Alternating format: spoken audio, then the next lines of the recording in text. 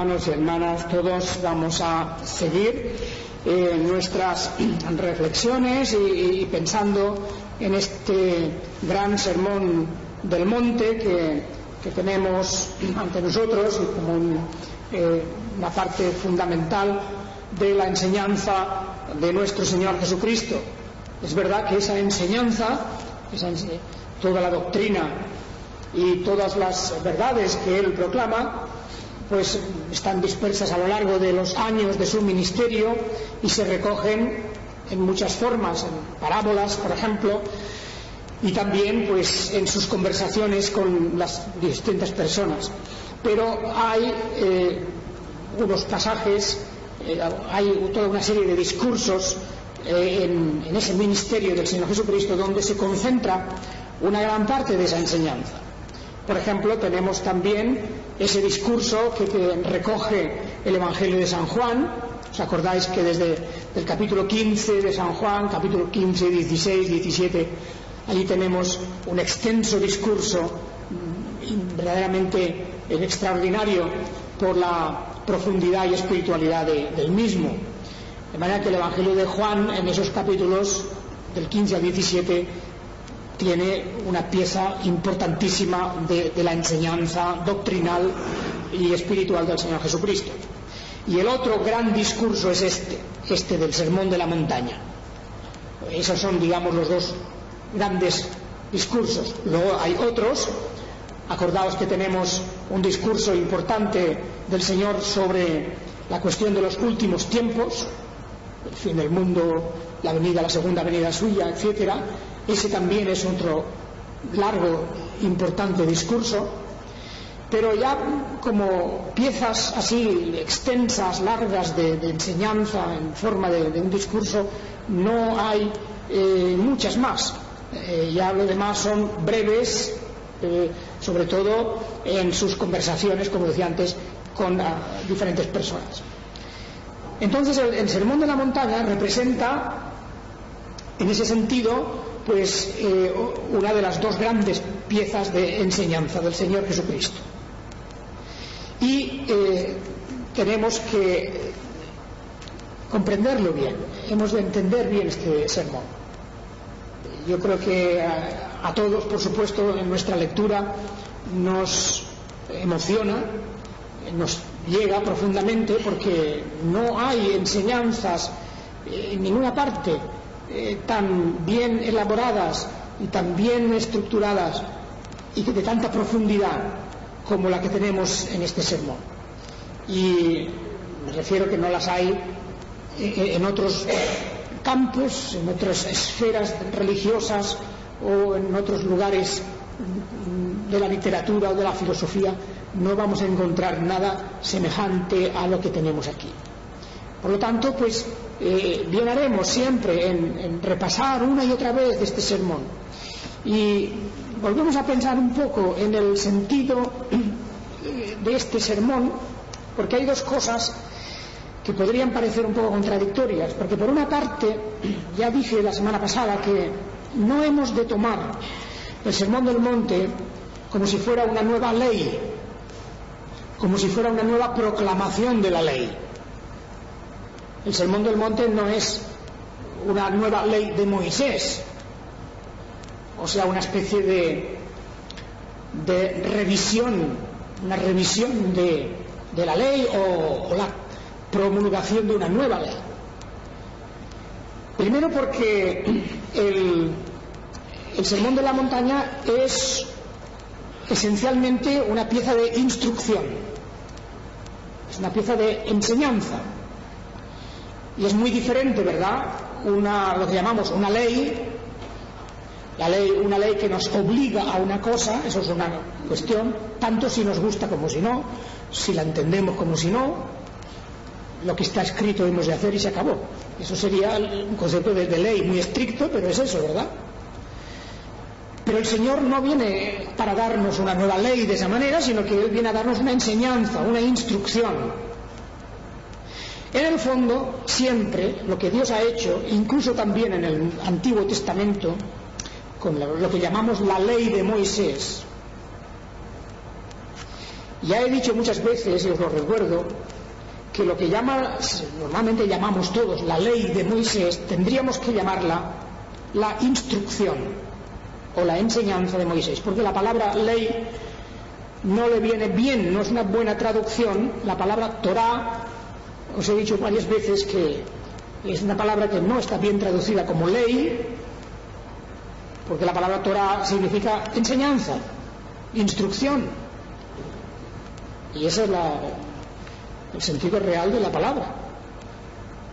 Lo que pasa es que dentro de esa instrucción y de esa enseñanza, naturalmente hay elementos que contienen mandamientos. Eso sí, Dios manda cosas, ordena cosas,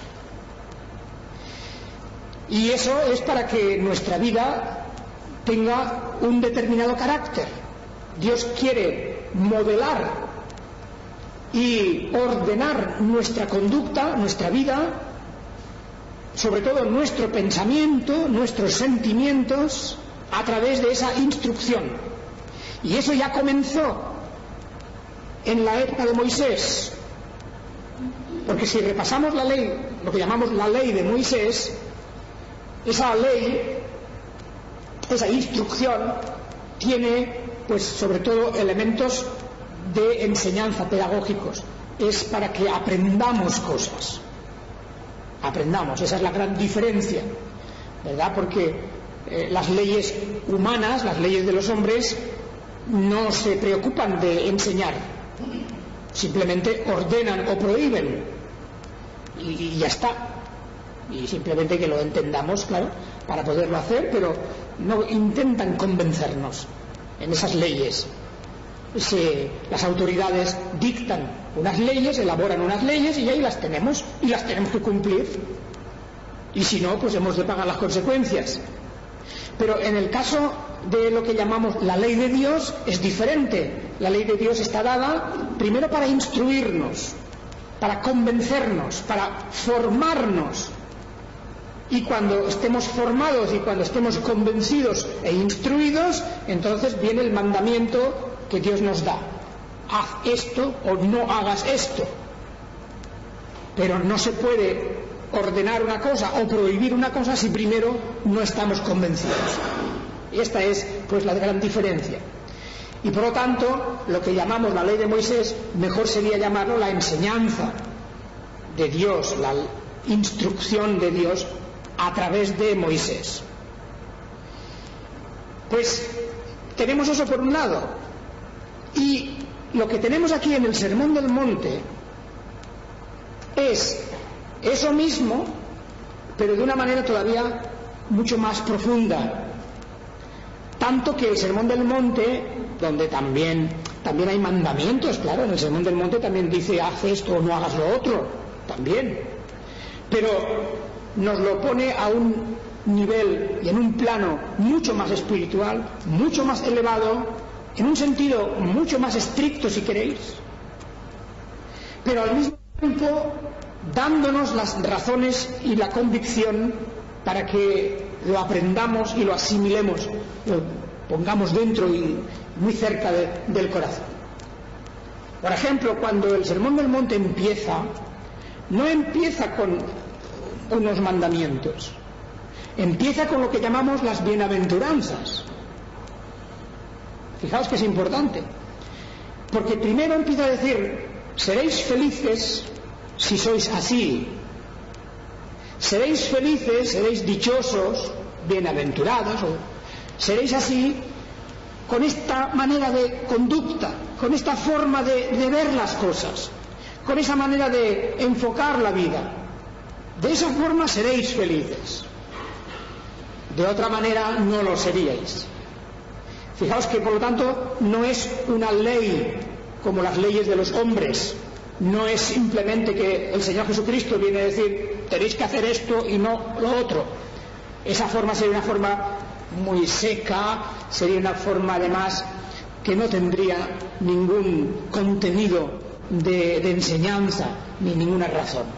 Primero empieza el Señor diciendo la verdadera felicidad, que esa es una de las cosas que el ser humano busca en su vida. Por supuesto que sí, todos buscamos una forma de felicidad. Todos buscamos una manera de ser felices porque, claro, no hay por qué intentar ser desgraciados en la vida. No queremos, ninguno de nosotros queremos ser desgraciados. Queremos ser felices. Pues bien, el Señor Jesucristo dice: felices son estos. Son dichosos los que se conducen de esta manera, los que se comportan, los que piensan, los que sienten de esta manera que aquí se dice. Y eso ya no es, por lo tanto, una ley, sino algo mucho más profundo. Es una enseñanza, es una instrucción. La manera en que se nos enseña a estar en este mundo, a pasar nuestro breve tiempo de peregrinación en esta vida de la forma mejor posible. Y claro, esa forma no es a través de estar divirtiéndonos en fiestas y en otras clases de pasatiempos, sino que nuestra verdadera felicidad viene de este carácter y de esta instrucción que tenemos aquí en la palabra. Bien, entonces, como decía, hay una cuestión, y es que el Sermón del Monte pues no es una nueva ley, no es la ley de Jesucristo, podemos decir, como en comparación o contraste con la ley de Moisés, porque la palabra ley la tendríamos que borrar de aquí, pero al mismo tiempo hay unas palabras del Señor que nos llaman la atención, porque Él dice: no penséis que he venido para abrogar la ley o los profetas. Y aquí de nuevo llamo la atención a esta palabra, la ley, porque claro, la palabra hebrea es la Torá. Es importante aquí, en este caso las palabras cuentan. No es lo mismo decir ley que Torá, la palabra hebrea. Imaginémonos al Señor Jesucristo hablando como Él estaba hablando en arameo, casi como el hebreo. Estaba hablando allí al pueblo, a la gente, en el sermón de la montaña, y les dice a todos: no penséis que he venido para abrogar la Torá o los profetas. ¿Qué es la Torá? La Torá son los 5 libros de Moisés. O sea, no penséis que he venido para anular, para declarar nulos los 5 libros de Moisés. La Torá son eso, Para todos los judíos que le estaban escuchando estaba muy claro lo que él quería decir. Que él dice, respeta y asume, el Señor Jesucristo mismo asume esos 5 libros de Moisés. No solamente los libros de Levítico o de Números, allí donde están las leyes, no solamente los 10 mandamientos, no, todo. Los 5 libros, la Torá, la instrucción, la enseñanza.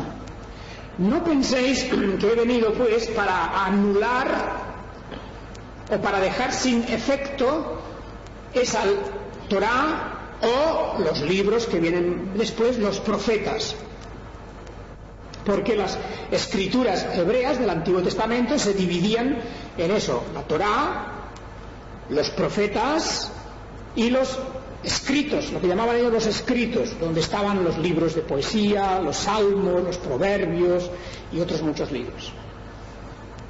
Pues todo esto, dice el Señor Jesucristo, y yo no he venido para anularlo, es que he venido, dice, para cumplirlo.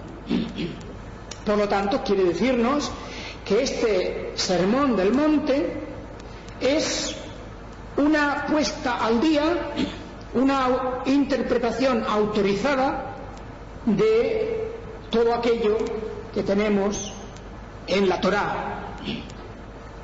Es una manera de decirnos: cuidado, porque los escribas y los fariseos han venido interpretando y enseñando cosas sobre la Torá, y la enseñanza de estos fariseos y de estos escribas no es adecuada, no es propia. Yo os voy a dar la verdadera enseñanza. Por ejemplo, habéis leído o habéis oído, dice, habéis oído que está escrito, o habéis oído que se dijo, no matarás. Dice, fue dicho a los antiguos, dice el versículo 21. ¿Oísteis que fue dicho a los antiguos? Pues no matarás. Y cualquiera que matare será culpable de juicio. Bien, eso es verdad, estrictamente hablando, es lo que tenía allí, lo que estaba escrito, pero la enseñanza que sacaban los escribas y los fariseos de aquí era una enseñanza muy literal, muy al pie de la letra, y decían, pues bien, mientras no mate, pues soy justo, mientras no mate no tengo pecado. Esa es una posición que mucha gente de hoy también lo dice o lo piensa. Ya sabéis, cuando una persona se examina, o cuando a veces hablamos de otra persona, decimos, uy, es una persona muy buena, una persona buenísima. Casi siempre queremos decir, pues claro, mira, no ha matado a nadie, no ha atracado un banco y unas cuantas cosas, y decimos, una persona buenísima. Y muchas veces los juicios nuestros son así de superficiales. Y también cuando nos juzgamos a nosotros mismos, también podemos pensar algo de así. Decir, mira, yo soy una buena persona porque no he matado a nadie, no he atracado un banco, no he hecho, en fin, esas cosas más llamativas y sorprendentes, ¿verdad?, que se hacen a veces. Y esta gente piensa de eso. Pues bien, aquí lo que venimos a ver en el Sermón de la Montaña es una verdadera interpretación más profunda de ese mandamiento, y por eso Jesús dirá, pues os digo que cualquiera que se enoje, él está hablando aquí de la ira, no está hablando de un pequeño enfado con alguien y tal, pero en fin, todo tiene sus grados, ¿verdad?, sus matices, y todo lleva hasta el final a los odios. Y a lo que viene aquí el Señor Jesucristo a decir es que, mira, tanto da si lo has matado como si no, a efectos de espirituales estamos hablando, a efectos de la relación con Dios y mi posición ante Dios, lo mismo da. Tanto es que lo hayas matado como que lo odies, lo aborrezcas, lo desprecies, lo calumnies, intentes arruinar su imagen, hagas de esa persona con tu lengua pues un verdadero crimen. Es lo mismo que si lo hubieras matado. Date cuenta de eso, es lo mismo que si lo hubieras matado, lo mismo que si le hubieras clavado un puñal en el corazón. De manera que los odios, el aborrecimiento, las cosas que perjudican el buen nombre, etcétera, de una persona, todo eso es igual que matarlo. Es igual que matarlo. Es igual para Dios, de que Dios examina eso y dice, mira, tu corazón es el mismo que si hubieras cogido un puñal, se lo hubieras clavado en el corazón. Es lo mismo. No lo has hecho pues porque tendrás unas cosas que te frenan, incluso la providencia de Dios nos frena, pero los odios o las envidias, etcétera, todas estas cosas que aquí se mencionan, pues tienen la misma trascendencia que si se fuera de alguna manera a arruinar la vida de otra persona. De manera que lo que te encontramos en el Sermón del Monte es, por una parte, algo mucho más estricto, porque los fariseos y los escribas nunca hablaban de estos temas. Ellos no, la ley de Moisés dice no matarás, pues no mates, y si no matas ya estás bien. Esa era su interpretación mecánica, una interpretación muy automática de las cosas, muy mecánica. Pero el Señor Jesucristo dice no, ahí es donde vemos que la ley de Dios, lo que llamamos la ley, la Torá, no es una ley cualquiera. No es una ley cualquiera, porque esto es lo que pasa con las leyes humanas, las leyes de los hombres. No hay ninguna ley de los hombres que diga no odiarás a nadie, ¿verdad que no? Ninguna ley. Uno coge los códigos, el código penal, y empieza a mirar los delitos que hay y los crímenes que hay, todo lo que quieras. Ninguno se refiere a lo que está aquí dentro del corazón. El odio, eso no se toca en ninguna ley humana, ¿verdad? El odio no se toca, pero Dios sí que lo mira. Y Dios lo equipara y lo pone al mismo nivel que el haber matado a alguien. Ahora, por eso hemos de tener mucho cuidado cuando hablamos de las personas o cuando nos juzgamos a nosotros mismos. ¡Uy, qué persona más buena! Es un pedazo de pan. Y no sabemos lo que hay en el corazón del hombre. No sabemos nada. Las personas pueden tener odios, pueden tener rencores, pueden tener envidias, pueden mirar a su prójimo, aunque no lo revelen, no lo manifiesten. Y por lo tanto, lo que el Señor Jesucristo quiere es poner al descubierto esta realidad para que no seamos como los fariseos y los escribas, que solamente se fijaban en los actos, solamente en los actos. Así que esa es una cuestión muy, muy importante. Y como hemos dicho, este sermón de la montaña es el sermón que trata precisamente del carácter cristiano, de cómo ha de estar modelado, cómo a través de la vida de un creyente se ha de observar un progreso que al final venga a dar un carácter como el que tenemos aquí,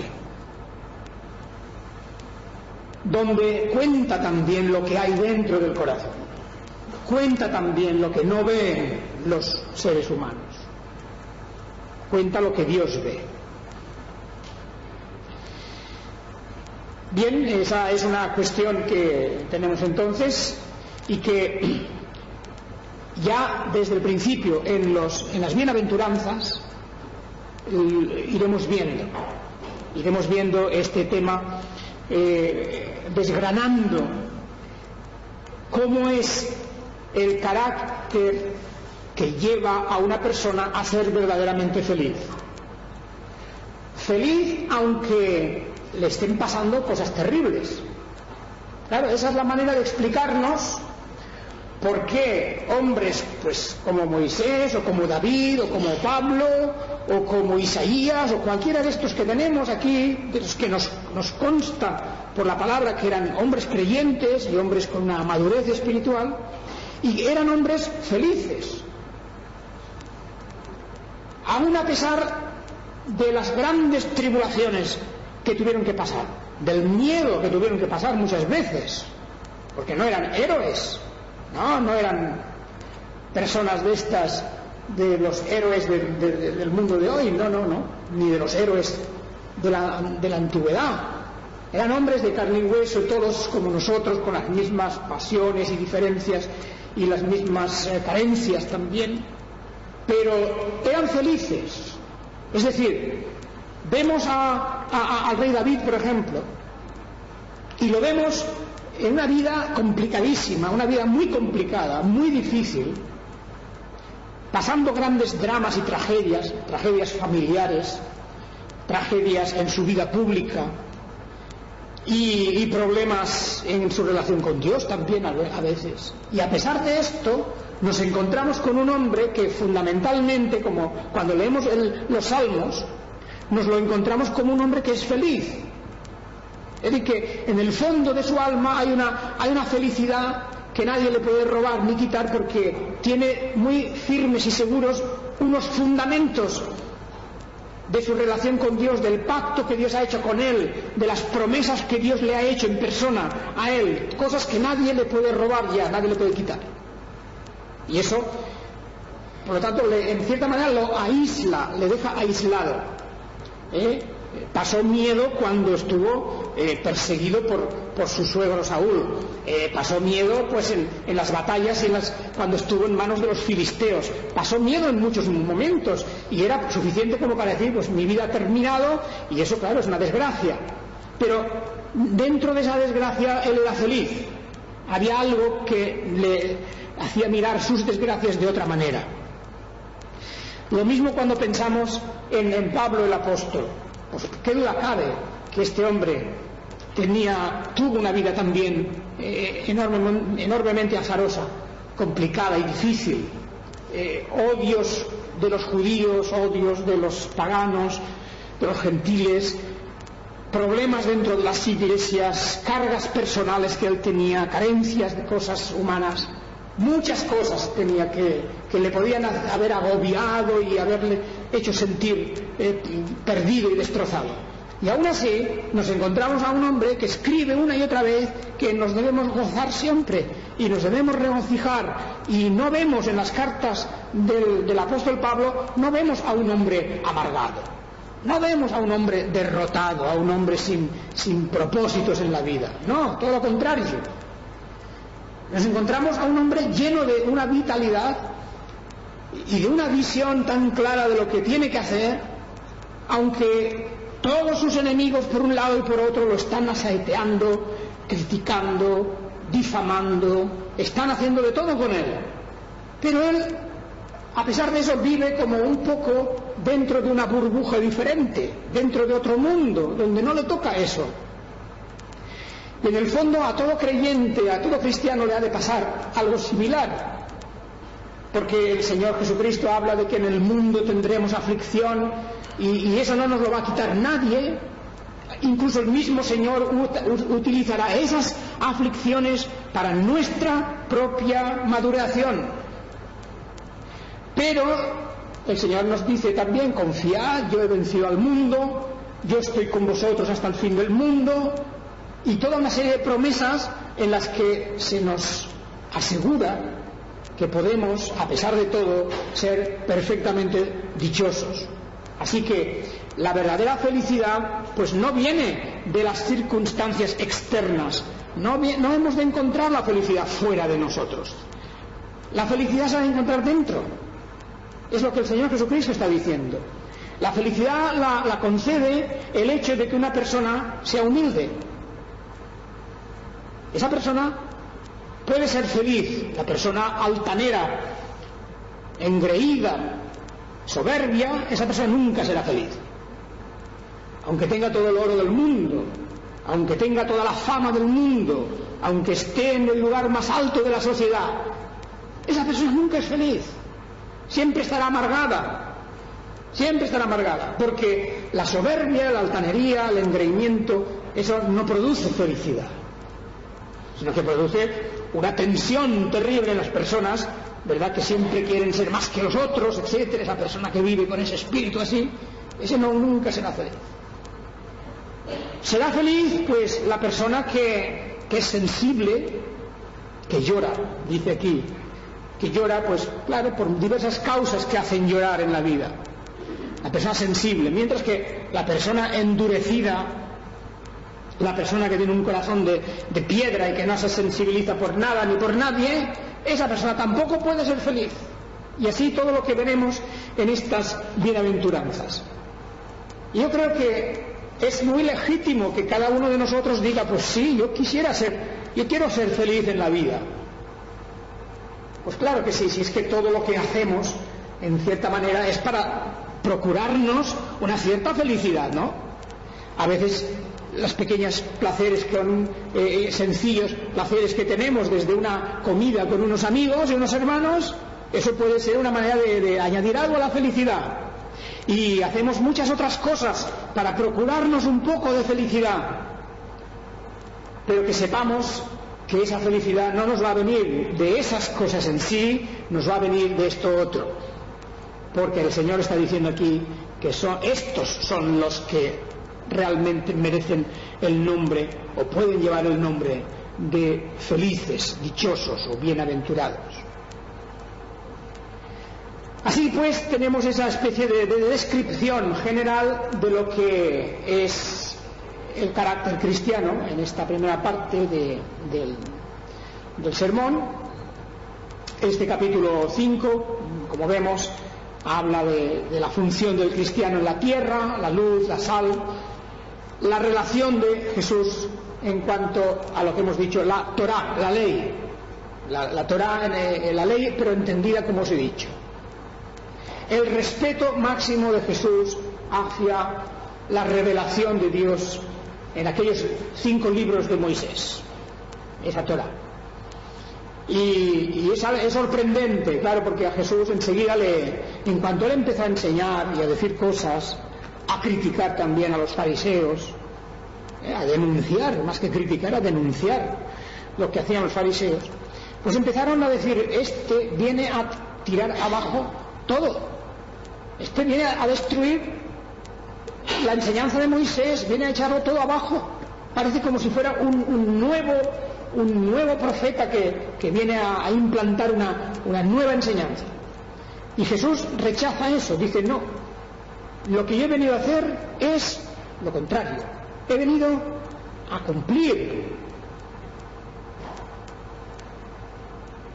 cumplir hasta los más pequeños detalles.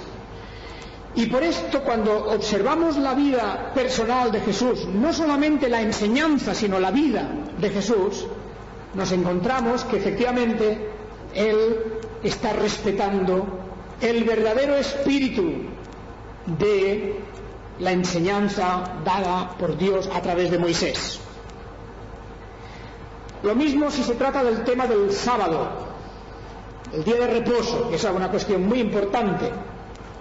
El día de reposo, el culto a Dios, la dedicación a Dios de ese día. Bien, Jesús no solamente lo va a respetar, sino que va a decir que hay cosas que tienen que ponerse en el debido orden. Los fariseos querían ser y aparecer tan piadosos, como ya sabéis que el día de reposo no solamente que no hacían nada, es que incluso si una persona se estaba muriendo, pues no podían hacer nada, según la interpretación que daban los fariseos, porque se escandalizaron de que Jesús hiciera una cosa tan simple como escupir en el suelo, hacer un poco de lodo y untar los ojos de un ciego, por ejemplo, porque eso fue en día de reposo, y eso, según ellos, no se podía hacer. No se podía encender un fuego, no se podía hacer esto, no se podía hacer lo otro, y por lo tanto aquello tampoco. O coger unas espigas para comer el día de reposo, todas esas nimiedades, cosas en las que se fijaban. Jesús dice: bien, yo las hago porque eso no es lo que dice el mandamiento, no es lo que prohíbe la instrucción de Moisés, la verdadera interpretación es la que yo os doy. El sábado, el día de reposo, fue hecho para el hombre y no el hombre para el sábado. O sea que el sábado es algo, el día de reposo ha de estar a nuestra disposición para nuestro crecimiento y para nuestro desarrollo espiritual y para nuestra felicidad. No es una cárcel, no es una cárcel. Pero claro, el creyente, la persona que ama a Dios y ama a su prójimo, utilizará bien ese día de reposo. Por ejemplo, si hay alguien que está enfermo, pues claro que haremos lo que sea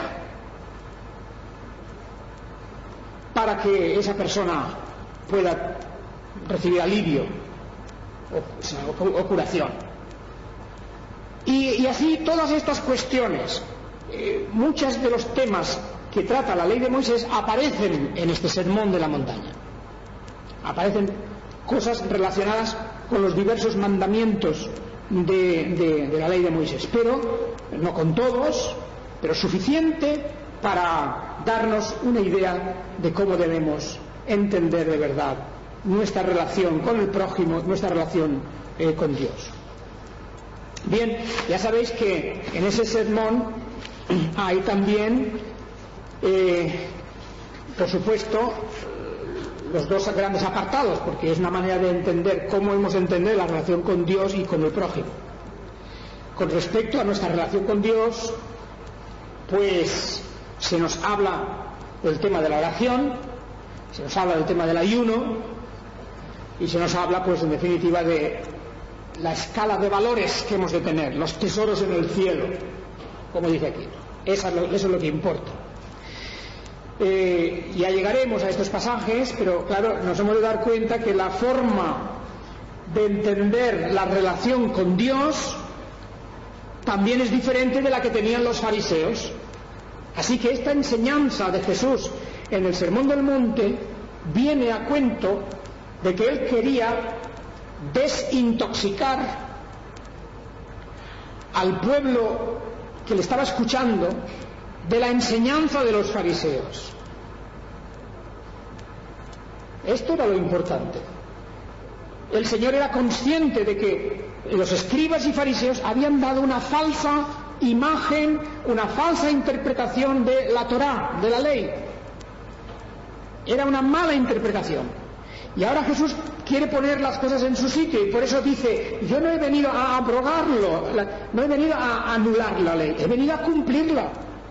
Y no solamente en su vida personal, sino en esta enseñanza nueva que le está dando, en esta interpretación que está dando aquí. Así que esa es la cuestión. Para el Señor Jesucristo es mucho más importante que un creyente sea consciente de que vive en la presencia de Dios, que simplemente, como los judíos de entonces, que eso no les importaba mucho. Lo importante para ellos era el día de reposo, no hacer nada, cumplir los sacrificios y las ofrendas que la ley estipulaba, hacer esas cosas de una manera incluso mecánica. No les importaba lo que había en el corazón. Los fariseos nunca les habían enseñado eso. Nunca les habían dicho que lo que importa es lo que hay en el corazón. No, al contrario. Ellos le decían: tienes que hacer esto, cumple eso, no hagas esto. Pero nunca les habían dicho nada del corazón, de lo que sentían, de lo que pensaban, de si amaban a Dios o no amaban a Dios, si amaban al prójimo o no amaban al prójimo. Eso nunca figuraba en los discursos y en las enseñanzas de los fariseos. Y podemos decir, es terrible, ¿verdad? Una religión cualquiera que sea cumplir mecánicamente las cosas, esa debe ser algo, no solamente que es una cosa fría, sino algo terrible, algo como si Dios fuera una especie de máquina que debemos de realizar una serie de movimientos, o debemos realizar una serie de operaciones para que todo vaya correcto.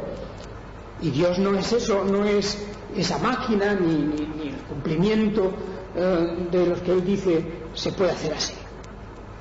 De manera que, por esto, el mismo Señor Jesucristo tiene que abordar esta cuestión, por ejemplo, el tema del amor a los enemigos. Esa era una cosa verdaderamente muy delicada, porque la ley es verdad que estaba escrito ojo por ojo y diente por diente, y ya sabemos que eso era una manera de frenar las venganzas. La ley del talión no es una ley para vengarse, sino precisamente para frenar las venganzas y para darle a la retribución un equilibrio. No se puede causar más daño del que te han causado. Y eso más bien de cara a las autoridades, al que tiene la espada y al que tiene el cetro con la autoridad para juzgar. Era una norma más para el juez. No es para que cada uno se tome la justicia por su mano. Porque si yo tengo un enemigo, lo que se me ordena aquí es que resulta que también a este enemigo tengo que considerarlo como persona.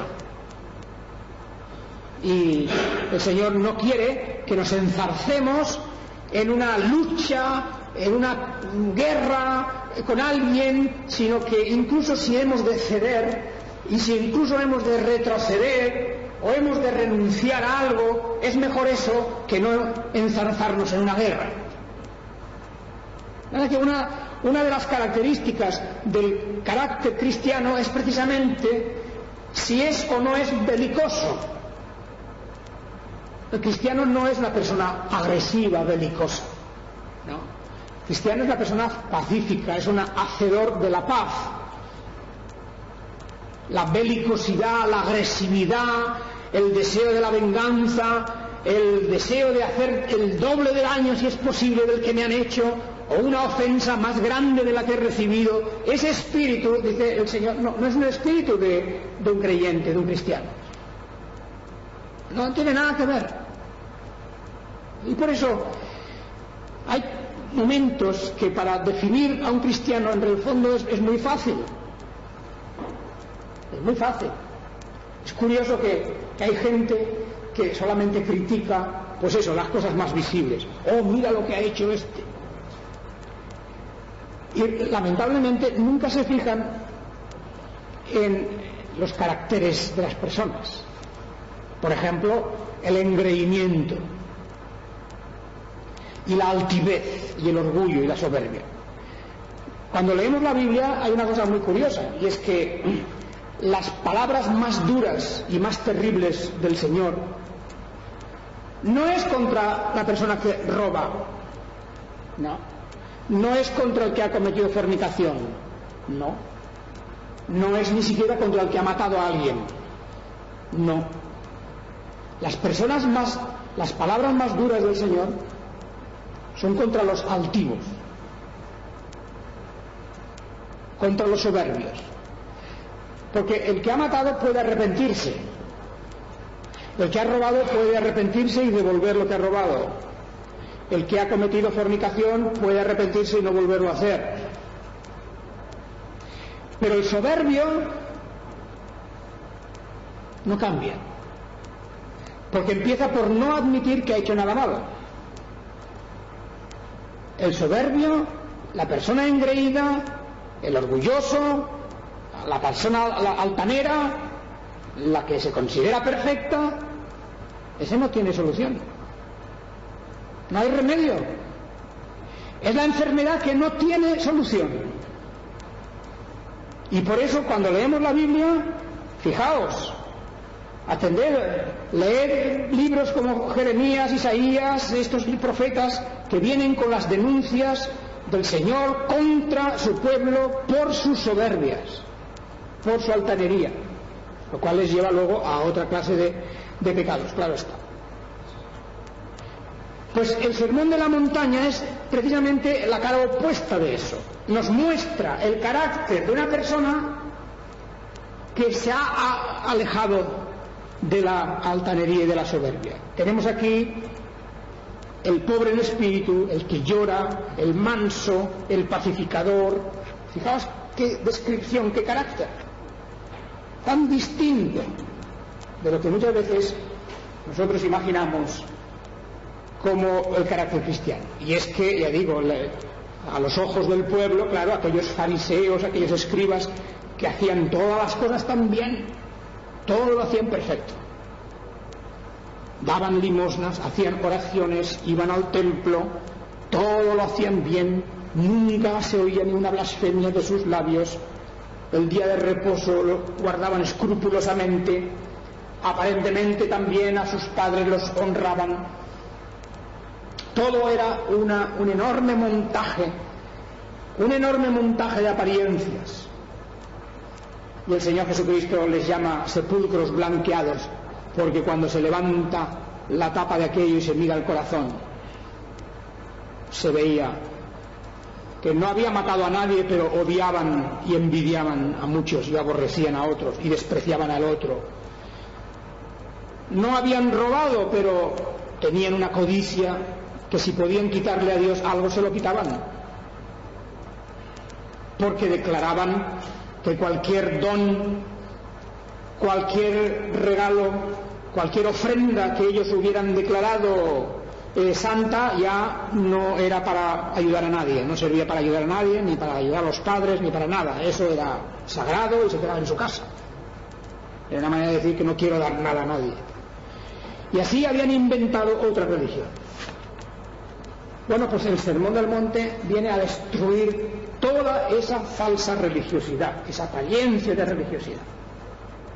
Y nosotros hemos de atender a eso.